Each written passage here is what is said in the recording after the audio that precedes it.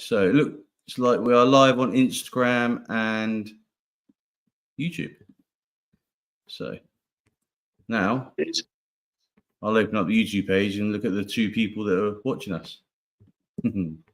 Got to start somewhere, mate. Mate, absolutely. That's what it's about. So open up.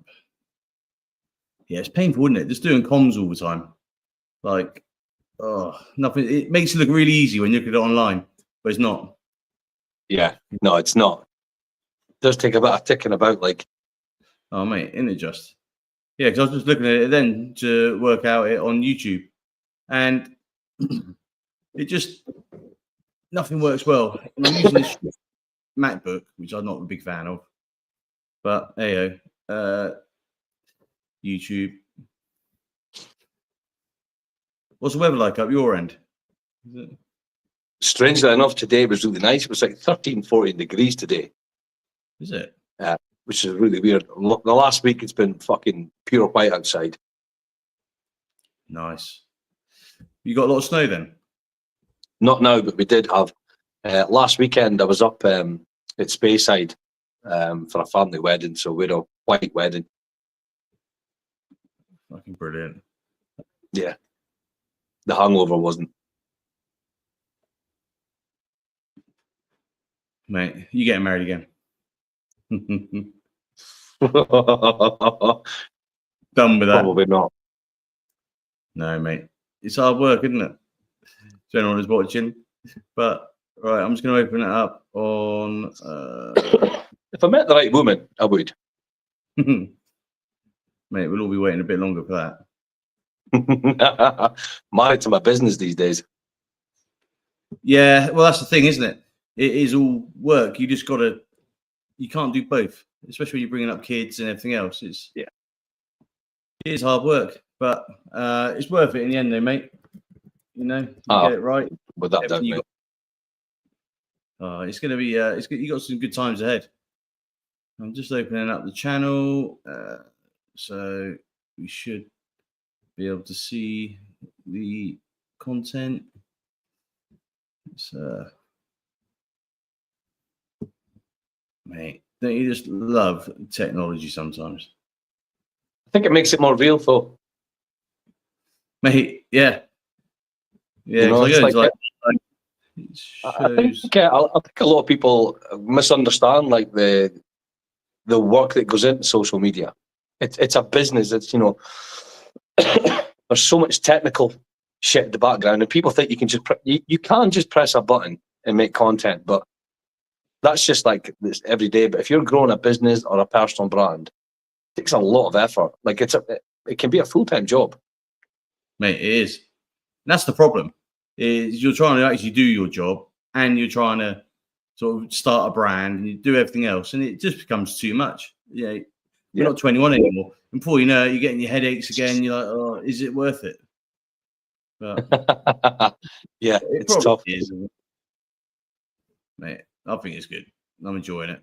So here we are. So I think we are live. Right. Cartwright. So get started then. Let's go. We're doing our first live stream here. At the moment, we've only got a couple of people on, but that's absolutely fine. You know, this is a conversation between a good friend of mine, Steve, and used to serve together. And we just thought we'd do our first live stream. We've got, you know, over the 50 viewers now or subscribers, so we can do the live stream. A bit of a tech hurdle, so apologies to anyone that was waiting a bit there, but not to worry, they'll get better and more slicker. And we'll download this later and put it onto Spotify and all the usual places. Link in Steve. And I see on the chat we've got Martin Cartwright. So Steve, Martin's like my co-host on the Another Man's Shoes podcast. Oh, nice one. The military top bloke, mate. You and him would have a good laugh. And he's ex-para. He's really crap at landing, so he's got knackered knees. He's supposed to be skiing with us next month, but we'll just have to like wrap him up and roll him down the hill now because he's so good. Ankles like glass. Mate, he is. Every time we go out, he just gets hurt. But he's on the chat. So hello, Martin. Lauren is shining. Hi. Thanks for coming. Feel free to ask questions as we're going along. But Steve, so to set the scene, we served together in the military. Oh man, a little bit while back. We're both a bit grayer now since. But how long you been out now? Christ, man, 18 years. When I say it as well, it's yeah, mate, it's 18 years. I didn't come out when I wanted to come out. I was medically discharged. I was not ready to leave.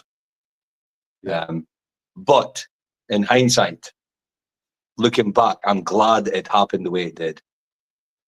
I think if I'd stayed in for like 15, 20 odd years, I would have had a disaster. Like I would have had a cataclysm coming out, and it was really bad when I left. But yeah, 18 years I've been out, mate. That's quite a while, isn't it? It's a while, and I tell you, mate, I still identify as a soldier. Yeah, that is true. It is very difficult to, let's say, adapt back to civil life. Yeah. We all still find using like military acronyms or terminology, or I went out and brought a watch strap today, and I had to get the tan one. I couldn't just get, of course, color like white or blue. That all the kids are wearing. I had to have something that I could still think I was a little bit military. Yeah, no, it's Christ. I spent 15 years working offshore, which is like longer than I did serving in the army. But my identity, every day I went to work, I was the first person there, always the last person to leave. I didn't mind working through my sorry, I've got a cough and a cold, man. Didn't mind working through lunch breaks because I wanted to get the job done. Task on hand. That's it. Task oriented, mate. Job on. Agreed. And so when let's sort of just talk on. So the last time we were together, obviously we used to get up to a bit of antics, back in Salisbury Plain and whatever, on the piss, messing around, not doing our job properly. Then we were in Iraq together. Obviously that was an interesting tour. Then we went up and sort of ended up doing our own things. But I think a lot of your problems, if you don't mind me saying, started in Iraq and previously from Kosovo. But was there a certain trigger? Because you used to like a drink and a bit of a scrap, which you used to lose. But I think is that down to what you'd seen in Kosovo, or do you think that came later? That's a really good question. Now, if you'd asked me that 10, 15 years ago, I would have attributed it to Kosovo. Because obviously when I was there, Iraq was a disaster. It was awful. But Kosovo was fucking dark. Yeah. And, mass graves, fucking seeing kids getting blown up and shit, man. And I was only a kid myself. I was only 18. And I always say I was only legally allowed to buy a pint when I got put in on my first tour. And seeing kids getting blown up and stuff, it really did mess me up. But we didn't speak about it. There was no therapy back then. Now, after having done a hell of a lot of work through my life, a lot of it comes from childhood. I had a really violent childhood, which I think is why I was so well suited to military life. Violent, raised around alcoholics, very poor, no dad, single mum household, and all we did as boys back then was fight. That's all we did. Yeah. You'd walk through the school and they'd be like, right, who's the toughest kid today? You two fight each other. That, all right. And it was just fighting. And that must have been difficult, in that environment. It's a sort of, I suppose, sink or swim, fight or flight.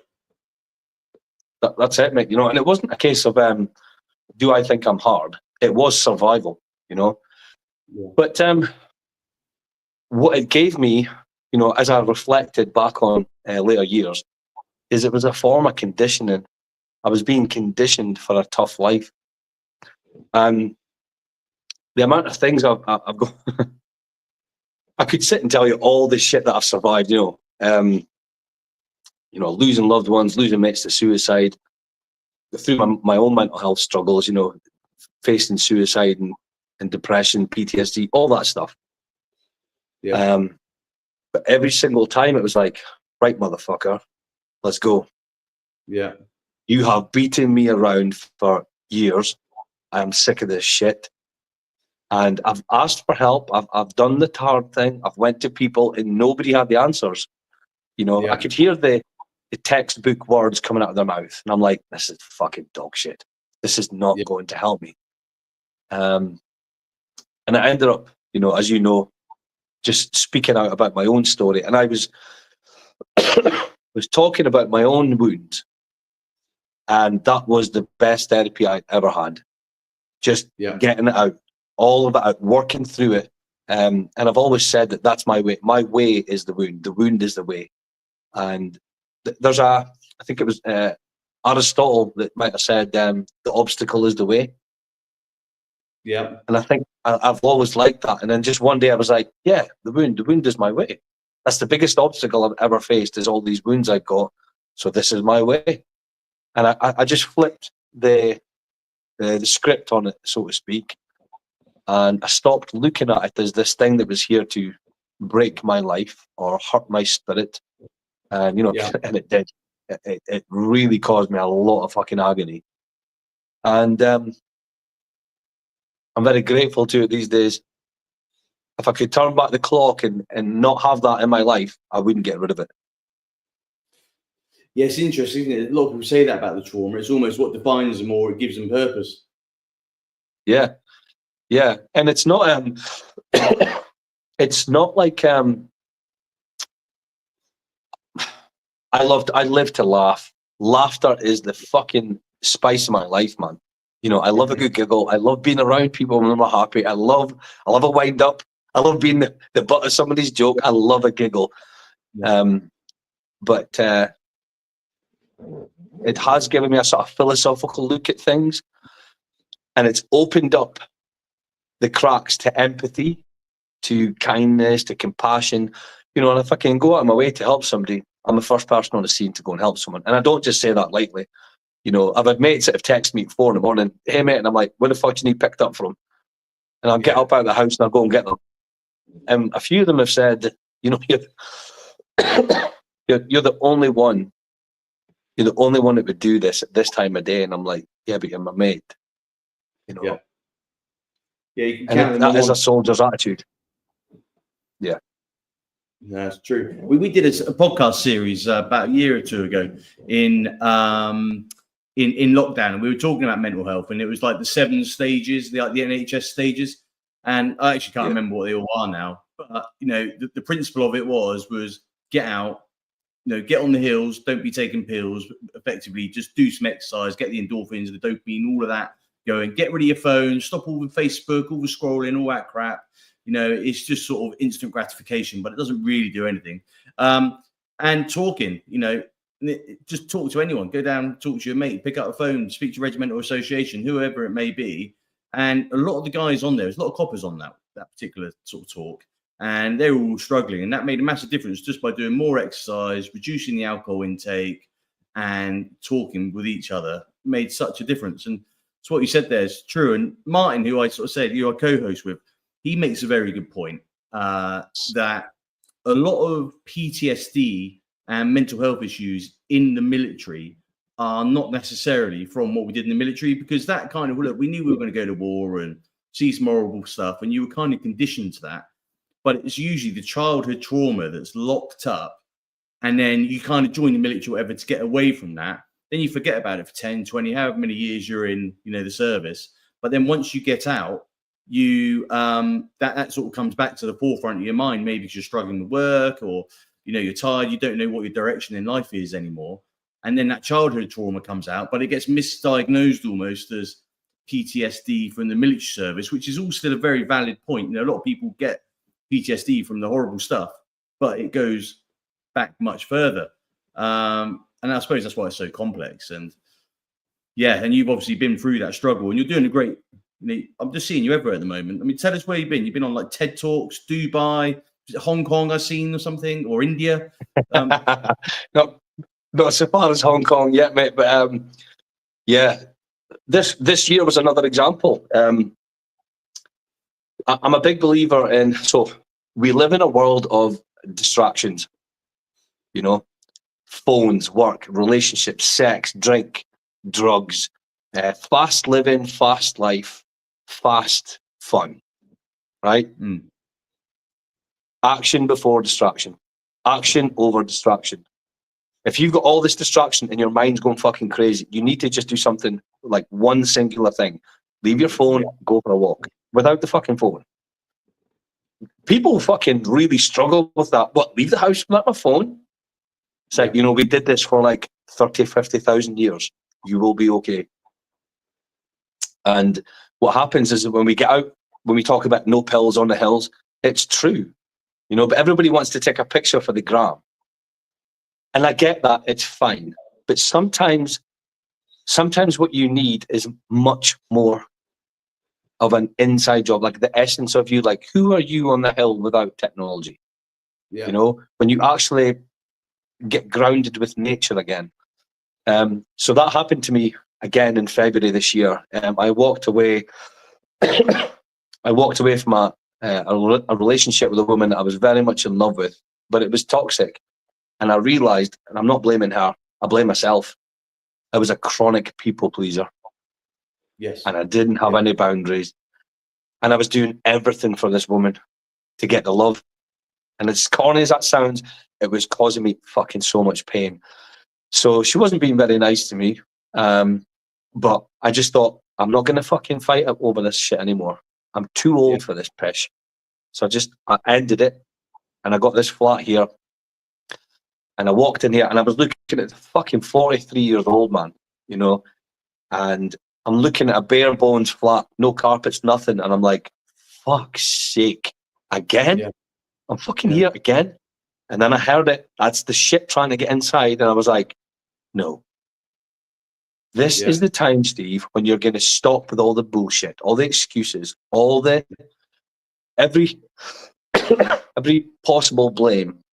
And you're going to drop one pebble in this fucking house and you're going to let it grow. And that was the business. Brilliant. So February this year, there's a photo of me. I'll send it to you. I had no furniture, no carpets, nothing. And I had a box that the fridge came in. I used the box as my desk. A garden chair. You know the garden chairs that you have outside that fold up and down? The foldy ones. That's all I had. And I put the laptop on the box and I wrote the book. Brilliant. And I thought, I'm not, So, I wrote that. Open the bleed off. Open the bleed off. No. I think I've got a copy of that on. You fucking better have a copy of it. I'll have a look in a minute. I want to say hello to Trevor Colt. He's just joined us. Hi, Trev. Trev's an absolute legend, mate. Turns out he was obviously out doing same stuff when we were all out there. He's got a great show. Trevor Colt, MC, loads of followers. We're going to get him on the podcast next month. And it's interesting. He's sort of saying about like the PTSD in the childhood. It didn't affect him. I think a lot of his PTSD is from service, and I think I want to touch on that when we talk, because I know I've heard him talk before about maybe alternative methods and things. So I think it'd be something potentially interesting that you two have a discussion about, especially with everything that you're up to these days. Trevor, thanks for obviously all your help so far, mate. Really appreciate it. We've got a load of new followers this week, so I hope you're enjoying the show. And Martin's come up. He's asked, K4 Hill, was that up and running when you were in Kosovo? Say that again. K4 Hill. Does that ring a bell? Yeah. I remember K4 Hill. We used to run up it. Really? Okay. Yeah. I thought there might be something a bit more onerous on that. And Martin wants to know how long it took you to finish your book. So let's talk a bit about that. So I'd been writing it. I had the idea about 10 years ago. Fucking typical. You have the idea, and I went in and out of it for years. When February came, I started February, March, April, May. 4 months, start to finish. You know, that's not bad going. And self-published, or did you get picked up by a publishing house? No, self-published. I almost got a book deal about 11, 12 years ago. And basically, they were looking at giving me like 1%. And I was like, this is my life story. And they're like, well, that's the deal. And I was like, fuck off. You know, I don't care what company you are, Simon Schuster, Penguin, all that. It sounds great, you know. But, and then they were saying things like, yeah, you can do all the marketing and everything. I was like, so basically, you're just going to wrap pages in a book and give me 1%. I was like, no. Yeah, that's awful. So I was talking to a friend of mine, Chris Foote. That's his pseudonym. He was ex-B Squadron, and he got offered a book. Oh no, hang on, Chris Foote's his real name. I fucked up there, but he got offered a book deal. That out. It was and he just said that effectively. Could have been red there, mate. Yeah, it's hot in here. If you got 10 quid for a book, you know, it's on whatever, Waterstones, 10 quid on the shelf. He said by the time Waterstones have had their bit, the publishers had their bit, anyone who's helped with the writings had their bit. He said he'd be lucky to get a couple of quid. I was like, that is nuts. So everyone thinks these writers are out there making an absolute fortune, but I guess there's got to be a way that, you know, I don't know, maybe you've found it, that you've unlocked the secret of being able to write a book and make loads of money and get loads of copies sold. Well, I'm happy to talk about that. I'm planning on teaching that next year, actually. I've got, there's an app called School, and I've got a company on there that I'm building, like the online brand, called Amplify Authors. There's no content on there yet because I'm so busy. But basically, on on Amazon, depending on the size of the book and what you've got in it, my book's $8.99, but I get 64% royalty. Okay. And how often do you get that? So it's pretty fucking good. Okay.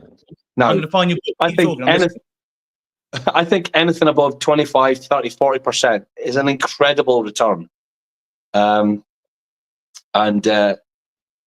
what it did is, so I get about, I think it's about £300 or £400 a month now in royalties. And that's not making me rich, okay? And I'm just being honest, it's not like rich money.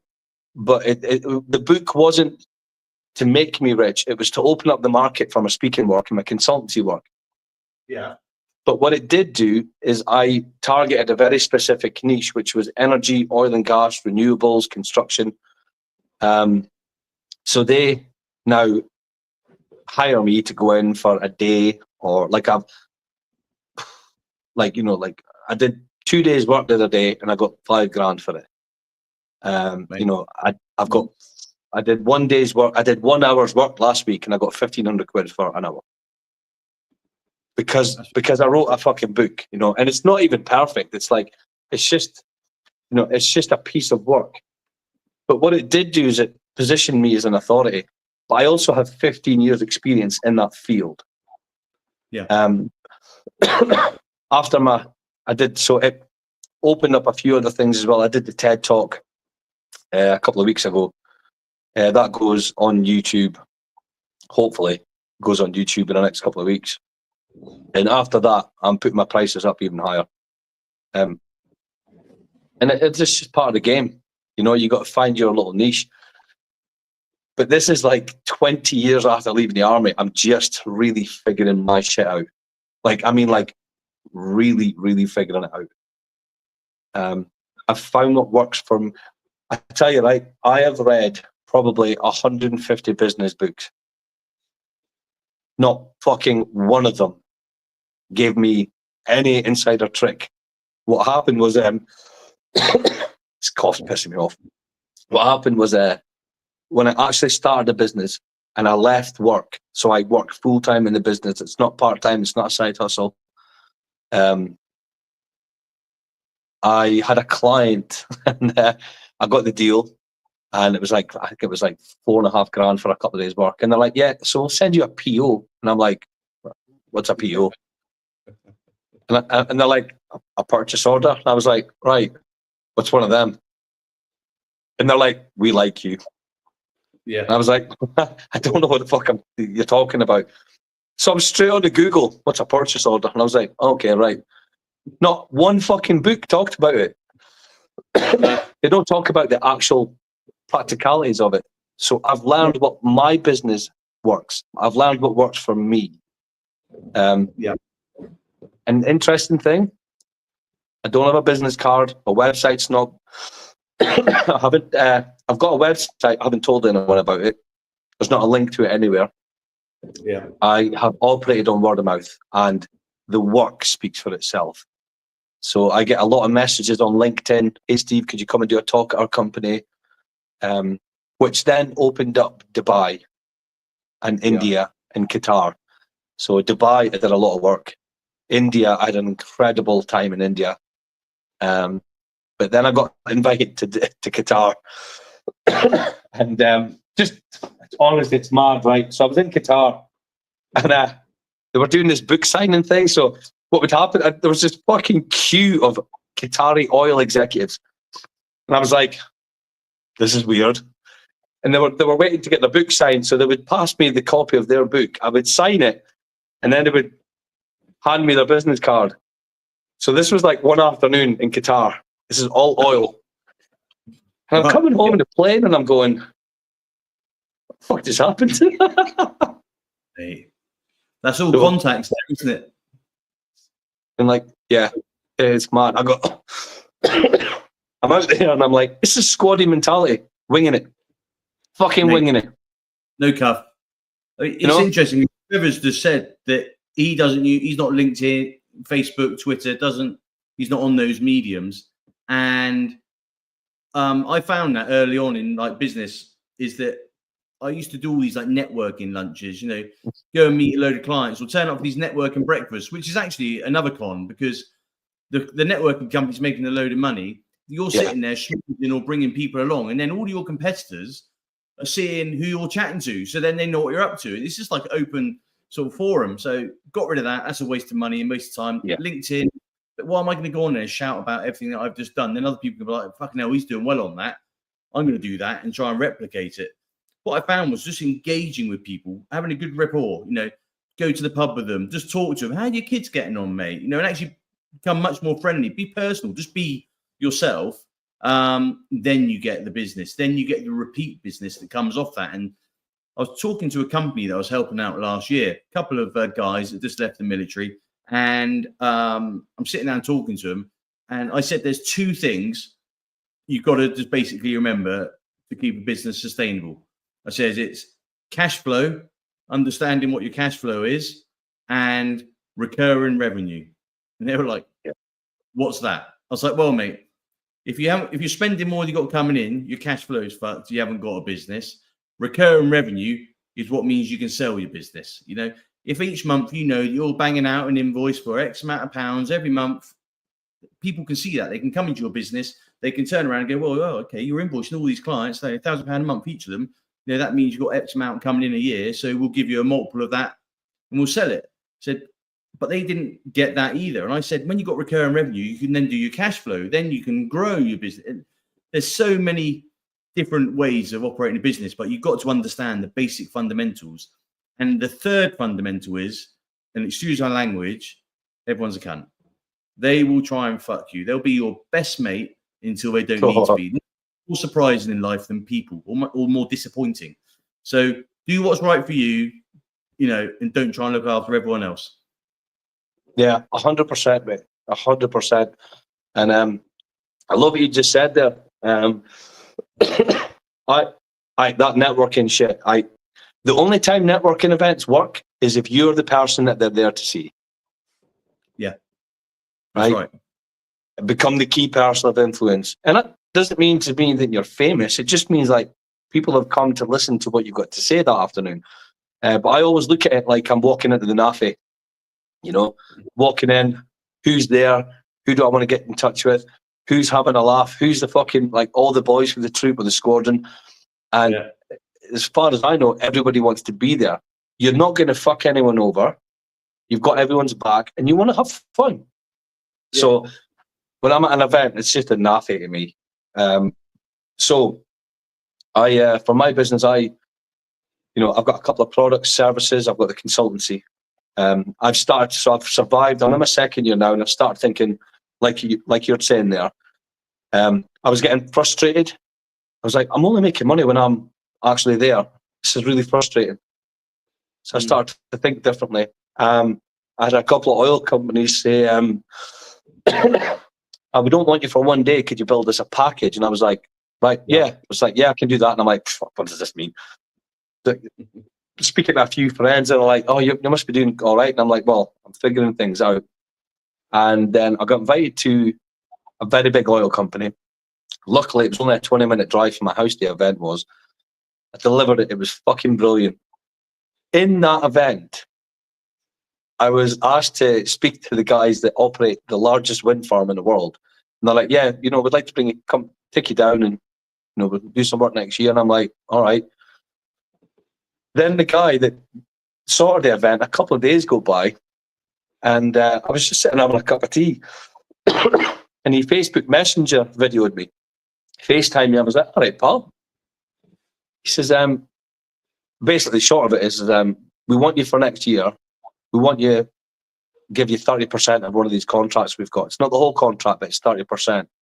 Yeah. I'm like, I'm just a way to win a contract here. Yeah. I'm one bloke in a 2-bedroom flat. But then I started to think about it. I was like, do you know what? It's not that much different from when you were in the block. You're in the block, you've got one bed, a couple of cupboards, you haven't got much to your name. But you go out on tour and you do the most difficult, dangerous job on the planet. See, it's not about what you've got and how much fucking toys you've got inside you. When you've got to your name. It's about the value that you add to the marketplace. Absolutely. That's totally that. I think there's probably a mentality in America more so that is about, it's very showy, how big your house is, what car you're driving, and being very brash. Whereas more modest over here. And I think that would actually be a bit of a turn off. But who cares what you've got? Some of the richest and wealthiest people I know that, are like super wealthy, they'll be driving like a 15-year-old BMW. They're not worried. No, it's not about the toys. Right? In fact, what they'll say to you is, it's just a waste of money. Why would we waste our money on all that crap? It's just going to go down. I buy a Range Rover 100 grand. It's worth 50 grand next week. What the hell? Yeah. If I get 50, if I buy some 50 grand, I need it to be worth 100 grand next week. And the right mindset, and then just not attracted by all of the expensive toys. But you have got to go through that process and have the toys to be able to say you don't want them, though. You can't. It's easy for them to say. Yeah, I've had a few of the toys, and they're nice at the time, but God, the last Jeep that I had, I worked out it was like 590. I worked out the tires, the fuel, everything every month. Worked out at about 600 quid a month. I'm like, it's a fucking house. It's madness. Yeah, just one car. Yeah, it was one Jeep, and I was like, the fuck. I was busting my ass working offshore. But I work really fucking hard. Too hard, actually. I play hard as well, still. But weirdly enough, mate, right? Weirdly enough, last week I had a bit of a health scare. So I was due to be offshore last week for 3 days for a client, and I had to cancel it because the doctor, I went to get my offshore medical sorted. And hearing, fine. Eyesight, fine. Blood pressure through the fucking roof.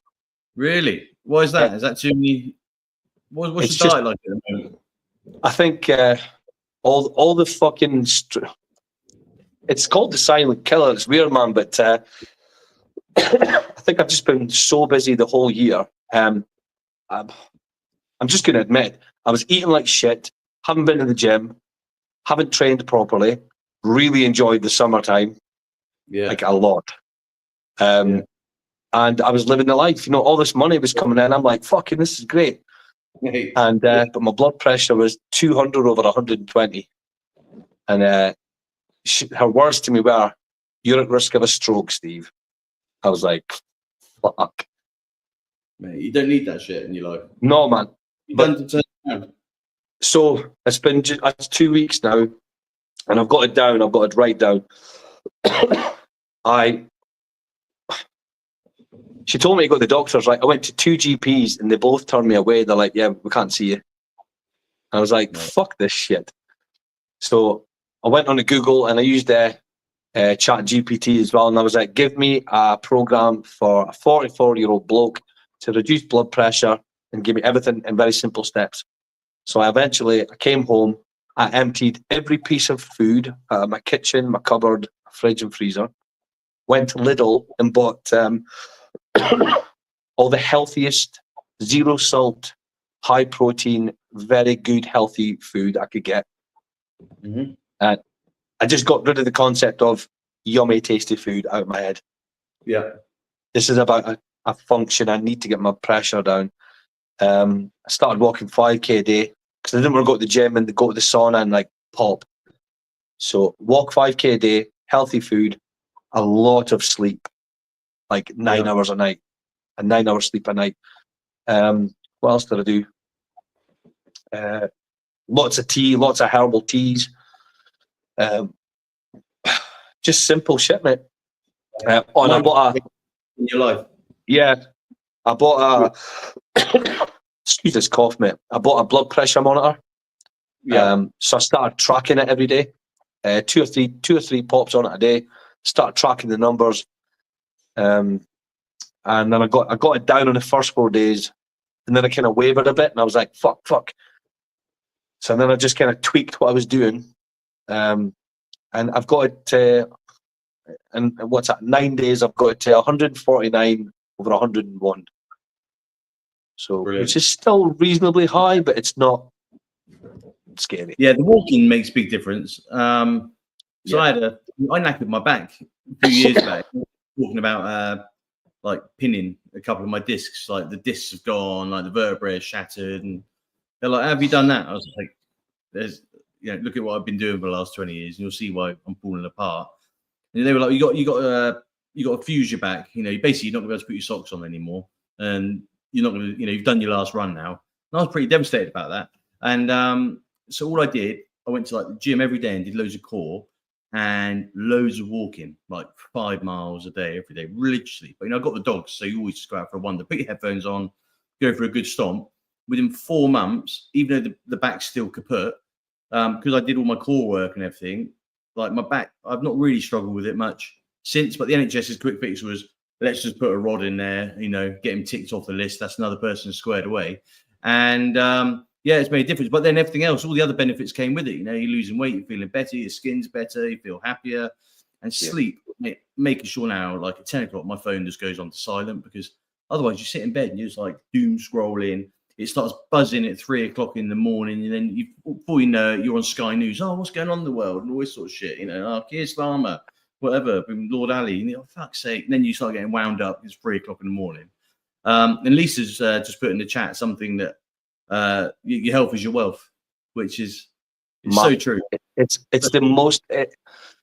So I messaged a bunch of my friends the other day on WhatsApp groups, and I was like, "Look, I'm putting the beer down for a bit." Because I quit drinking for 10 years when my son was born, because I was still pretty wild, and he was 3 months old, and I spent a night in the cells, and I was like, "What the fuck am I doing? What am I doing?"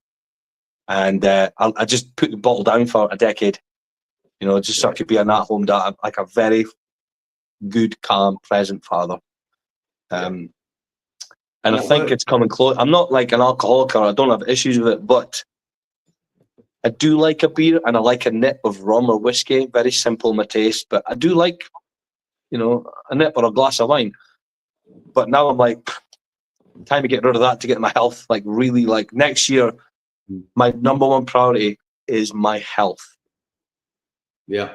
Why next year? Why not? Well, I've started to put the fundamentals just now. Yeah. So last kind of, well, it's not next year. I'm doing it now. But the way I'm seeing it is like, this is admin phase. Prep, 7 Ps, proper plan and preparation prevents piss poor performance. Right, I've got end of November, whole of December. Let's get my shit squared away. So last weekend I was sat on my sofa Saturday. Just this week. Place was a fucking bomb site, and my head I was like, right, I'll get this tidied tomorrow. I was like, fucking lazy bastard, get your fucking arse up off that seat and get it done now. 6 o'clock at night I started, 10 to 12 midnight I was finished, the whole house. Yeah, and there's a reason for that, because I was talking to a mate of mine. He goes, when you want to go for a run, like if I want to go for a run now, like 8 o'clock at night, it's cold, it's wet, it's miserable. He's like, don't think about the next hour that you're going to be going out. He says, just go out and put one foot in front of the other. He goes, and if you run to the end of your drive, you think, I still don't want to do this, just call it a day. But he says, I guarantee you, once you've started, something happens and you'll just carry on. But it's that first step, isn't it? That first sort of just leaping off the diving board, just walking out the door. That's the hardest part. Once you've done that, it gets easier. And people just need to think that as motivation. It's that bite size. Don't think about the whole journey ahead. Just think about, right, I just need to get started on that journey, and then it will evolve and hopefully, improve from there. No, I agree. And here's the beautiful thing about it. Like, you know me, right? Like I fucking love my life. I love this thing that we get to do called life. It's a disaster field every fucking day. There's always a problem. There's always an issue. Somebody's always pissed off with you. Somebody's always, not doing what you want them to do. Yeah. But you get to say to yourself, what do I get to do? What am I going to do today? Yeah. And this thing here, or this thing here usually goes, I know I should, but it's going to be so fucking painful. It's going to be so uncomfortable. I'd rather just order a fucking cheeseburger and enjoy a season of fucking Game of Thrones. Yeah, but there's nothing wrong with that in moderation, though, is there? No, there's not. There's nothing wrong with that. Yeah. Mate, we've all got those monkeys on our shoulder. You got that one monkey going, smash the cheeseburger. And the other one's like, have a banana, go for a run. But as we get older, we can only hear the cheeseburger monkey. We don't listen to the other one. It's fucking true. My the man that eventually became my father, my mum met him when I was 12, and they got married. Fantastic man. He passed away last year. Ex-Royal Signals, ex-Special Forces, clandestine in Ireland or not. He was a fucking very quiet man. Yeah. Did not fuck around. I remember when I was a kid, he said there was 2 pieces of advice. He actually gave me a piece of advice when I was in Kosovo. I phoned him with a tax app. And, I asked him for a bunch of advice. I was wanting to do something, and he said, know your feelings. I was like, fucking 18. I was like, know my feelings. I don't feel. It's egotistical 18-year-old. Years later, the best advice I've ever been given, ever. Yeah. Know your feelings. If you know because failing is the ultimate teacher. Yeah, everybody's terrified to make a mistake. What will they think? Well, they're probably going to think you're a dick. They're probably going to think you're shit. And you actually might be shit. But that's not the excuse to why not to give it a go. Because it's not about them, it's about you. And just what you were saying there about the 2 monkeys, he said that everybody's got 2 wolves inside of them, son. He said, you've got the big bad wolf, the one who wants to fucking misbehave and get up to old manners of shit. And you've got the quiet wolf, the grey wolf.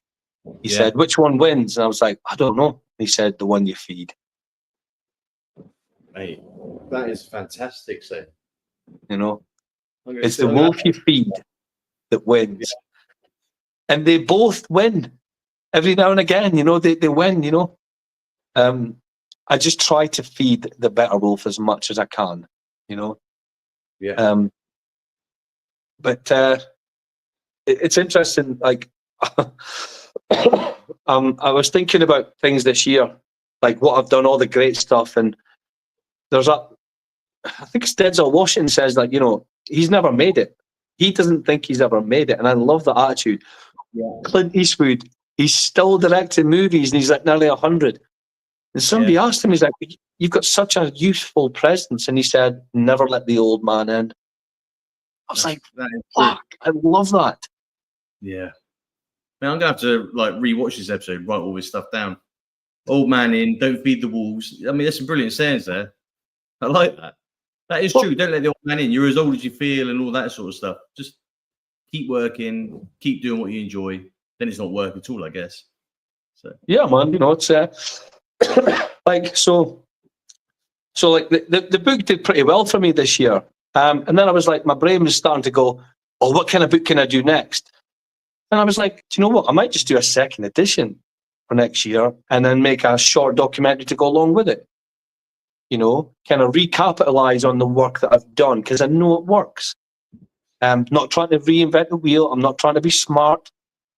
So, because my brain says the things, what's that? Learn to say no. Yeah. Learn to say no. Learn to say no. That's true, isn't it? I'm probably the worst for that.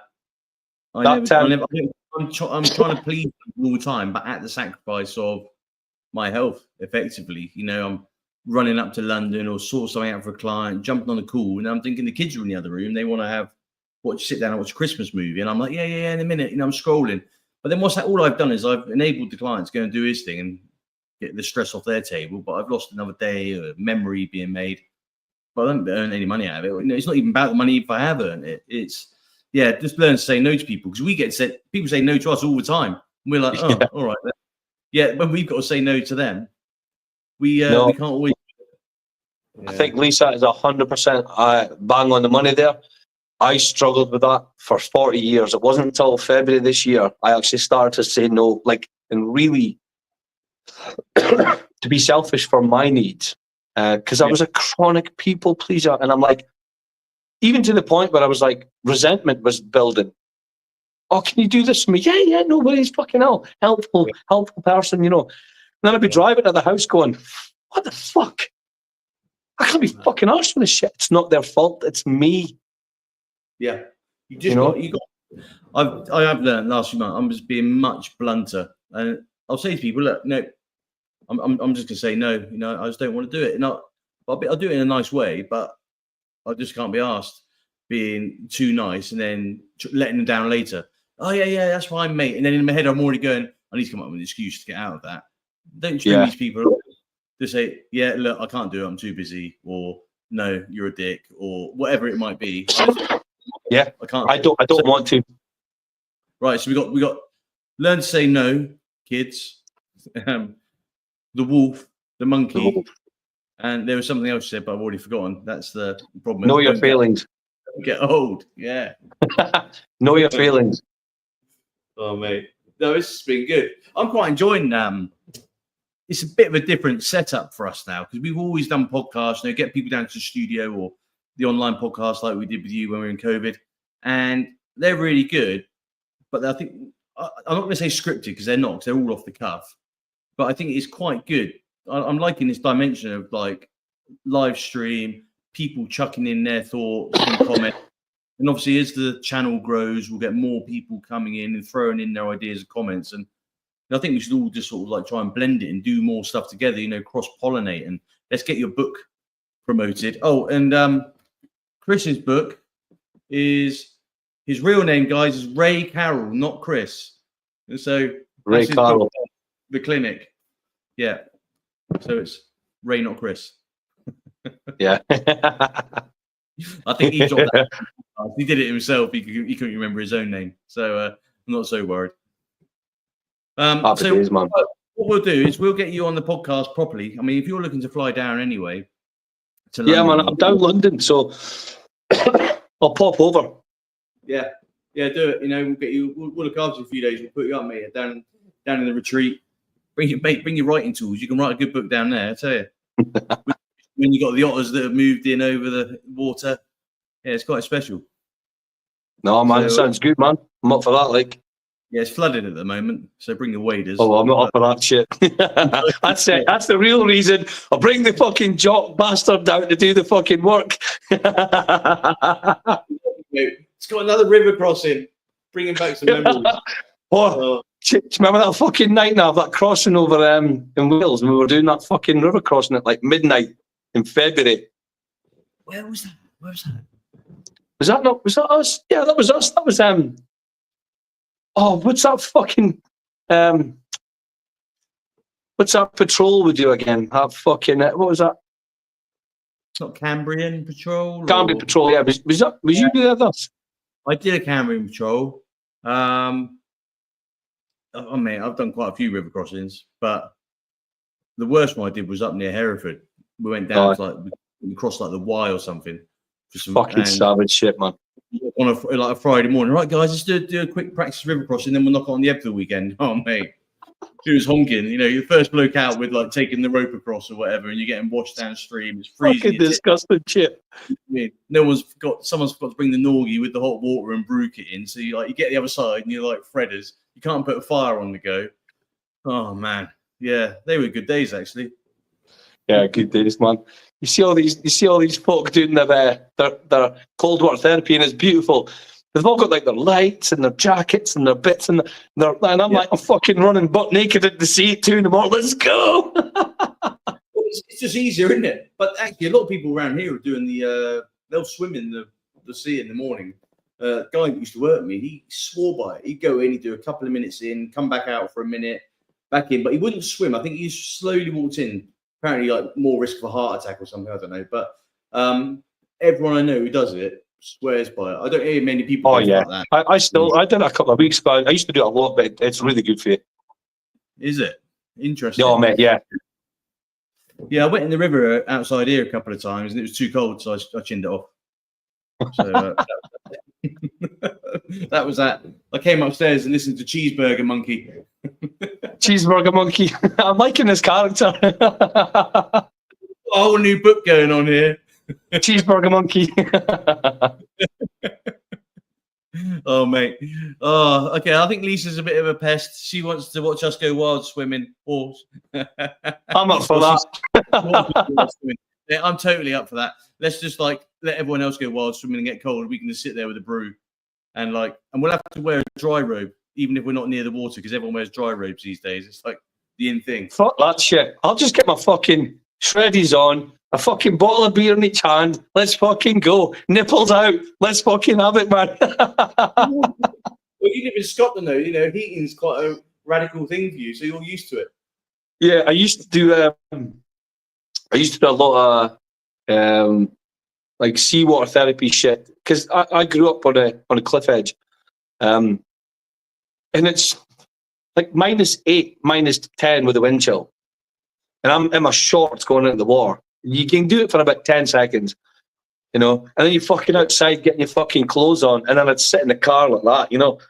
Yeah, yeah. But the feeling afterwards, you know, it's like, fuck, man, it's just like you're so sharp, you're so focused. It's you know, it's like quick sea of pain the whole day. The benefit is the whole day. Yeah, no, it is. I mean, I went down with hypothermia on Selection on the hills, and I remember now still how horrendous it was. And I don't know, you know, I was trying to sort myself out, but I was like, I've got to hit my timings here. You know, I can't miss the timings. And properly, I was man down. You know, I hadn't put any of my waterproof kit on because I just didn't want to stop and lose time. But by the time I did stop, and I was like, fuck, and I was like trying to undo my Bergen and to get my woolly hat and my little flask out. But I was so fucked with hypothermia. And one of the guys came along, a guy called Steve, top bloke, Welsh guy. He's not here now, but he literally picked me up. He was like 6'3", just like, you know, I was like, it's like piss wet blanket. He sort of took everything out of my Bergen, he undressed me on the side of this river. You know, he's like, give me a little rub down, put on my warm kit, put my hat on, gave me a brew. He's like, you're right, mate. I honestly, within 5 minutes, I was like a new bloke, and I felt amazing. Yeah. It is like from going from that flip side of just feeling like basically you want to die and just curl up, and you are just no good to anyone, to sorting yourself out 5 minutes later. I imagine it's a bit similar to this cold water therapy where you're put to one extreme, and then you come back round and you feel much better again. And so I guess all the endorphins are flowing because you've been through this quite a harsh experience. You know, your body's not used to. It's shocked. Yeah, well, the thing is, so mate, and most people, all they've really experienced, a lot of people have gone through a lot of significant struggle and stuff like that. But when it comes to this kind of stuff, it's just slightly uncomfortable. That's all it is. It's a bit of slight uncomfortableness, a bit of discomfort for a lot of good.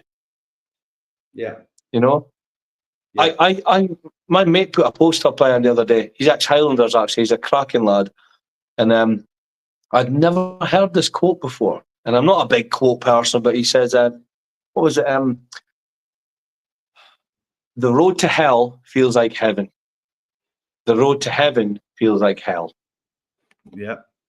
Good saying. And I was like, that is spot on true, that, like, you know, because when you're out there partying and you're enjoying life and you're just doing whatever you want to do and not caring, it's fucking heaven. It's bliss. It feels great. Yeah. But it killed you. But it does. And the flip side is also, to appreciate something, you got to have seen the other side. Otherwise, you just don't know the difference. It's like when we talk to our kids, you don't know how good you've got it. Well, of course they don't, because they've only had it good. And so it's just like when my missus says it, I'm like, that was a pointless thing. You're talking to a 12-year-old saying, you don't know how lucky you are, those kids, whatever it might be. Like, well, she's never been to Africa and we spoil her. So, unless we just basically, and that's not because we spoil her because, we want to be like that. I think generally compared to our upbringings, they've got everything now. We went outside and kept ourselves amused by making some penny bombs or, making a little catapult, running around and throwing fir cones in the woods. But that's alien to a lot of kids now. They just want to sit on TikTok or just, I don't know, do whatever it is they do, which is quite sad. But so we are definitely trying to make the kids appreciate things more and have a bit of a more analog life, I guess is the way, in just enriching them in things like going out on the bikes, going for a walk, seeing the dog, seeing the grandparents, all that sort of stuff, because one thing I regret massively is not seeing my grandparents enough. And now they've gone, and I've got so many questions, especially this year with like D-Day 80th having just passed. And I remember my gran, I was like, oh, I remember she said something about it. She remembers D-Day when it happened and she was in London or whatever. And I was like, I wish I'd be able to go back to her now and ask her those questions and what was it like for her and her parents coming back. And so I think it's just, but hey, life's full of regrets, right? It is. That's an interesting thing. I don't trust people. I don't believe in those people who say, I don't got any regrets. I've got none. You're fucking lying. Regrets are part of life. We've all fucked up. We've all got things we wish we hadn't done, hadn't said, or had done or had said. But that's what makes it precious, Yeah. No, that is true. Well, I mean, one of the regrets I'm going to have is that I've forgotten to do my daughter's homework.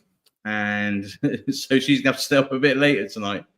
But I think this was supposed to be a little intro call just to the channel to put it out there ahead of our podcast. But we haven't really touched on the podcast stuff. So there'll be plenty to talk about when that comes along. I want to get right into your book, the mental health, the TED Talks and everything else. I think there's a lot to be done there. And so we'll definitely have a catch up.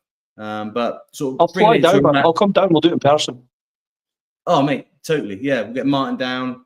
He likes to drink. I don't drink, so I'll just sit there and laugh. And I think, mate, I'd love you to come down. That'd be great to catch up.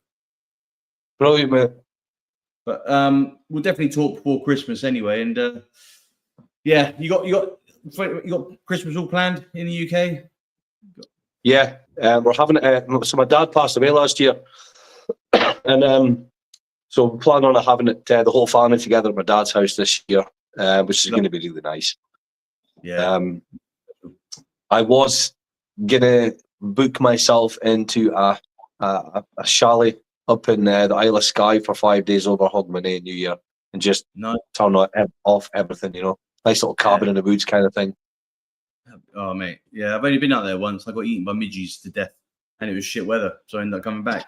Yeah, it's brutal. Right. Yeah. Well, hold it. You got your book there? You got that to hand? Let's hold it up. So anyone that's watching this afterwards, they can say, open the bleed off. What's it about? So it's about unleashing mental health in the workplace. It's about having the conversation. It's not about fixing it. It's not about a solution. It's not about the cure. It's just about having a conversation with people that you care about every day and you work with them. Yeah. And I think that the solution for every other company is different. You know, Yeah. I don't think, because like what works in one regiment is not going to work in another one. What worked in Germany does not really work in the UK.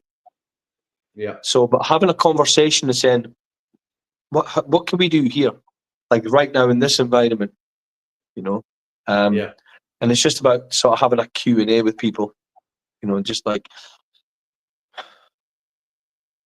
the book is ultimately about asking for help.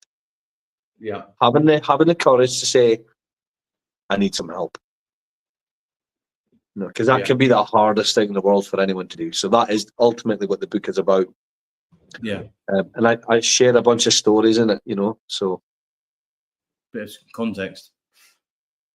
No, I think that's great. I'm going to have a good read of it. I mean, I have got, it's not on my bookshelf, but it is in my house. I bought a copy of it as soon as I saw you'd released it. It went onto Amazon. In fact, I think I commented on it because you haven't put a chapter in about it. Yeah, it's a good comment as well. So you need to write a sequel so that you can get some of that in. But yeah, so I'll remember a few stories over a beer. No, definitely. There's a lot of stuff I've got planned for next year, so if I can pull it off, it'll be interesting. Oh, mate, I hope you do. I'm sure you will. You know, you're a driven, motivated person, mate. We'll try to be. Yeah, just don't listen to Cheese Monkey. Yeah, the other one. Don't listen to Cheese Monkey, people. Well,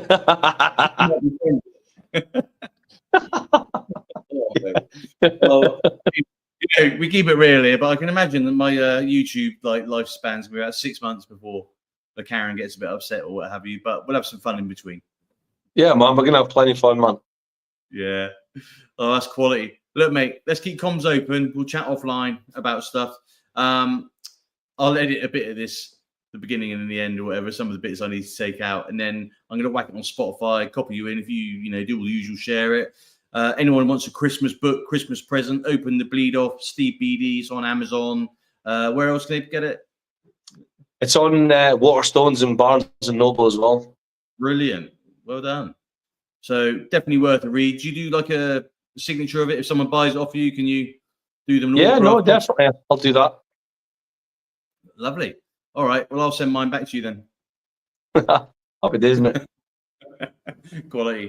Look, mate, have a great night. And, mate, I loved catching up. Really enjoyed that. And yeah, mate, soon. Honestly, it's been long overdue, man. It's been really good. Mate, life just gets in the way. That is the New Year resolution. Don't let life get in the way and say no. So. Yeah, we'll have to say no. No more cheese monkey. Cheeseburger monkey. Oh, mate. Quality. Right. Have a great night. Lovely to speak to you, pal. Stay safe. All right, buddy. Take it easy, man. Bye. Bye-bye.